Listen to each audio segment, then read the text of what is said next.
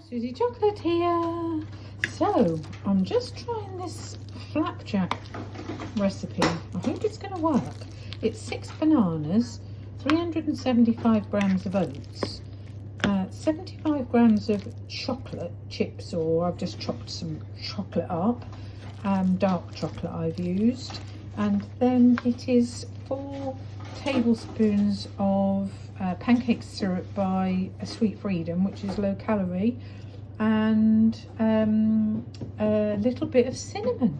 And so let's see what it works out like. So it's just really easy. Mash the bananas and then add everything else in, give it a good mash up, and then put it into a tin, which is, my tin's, I don't know, about 7 inches by 10, something like that, 11 maybe, or might even be 12, but yeah, something like that.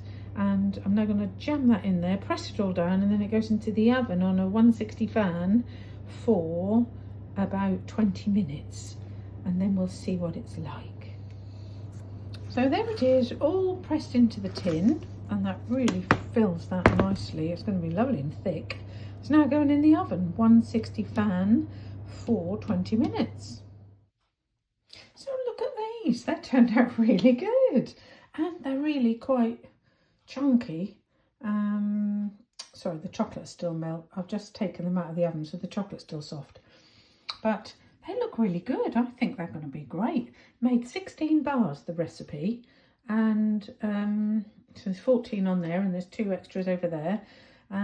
Yeah, and so we'll wait and see what they're like when they're cooled, but they look really good. Look at them. Tell me what you think. Are you going to make them? Give them a go. I'd like to know how they turn out for you. Do you like the flavour, banana and chocolate? I think it's quite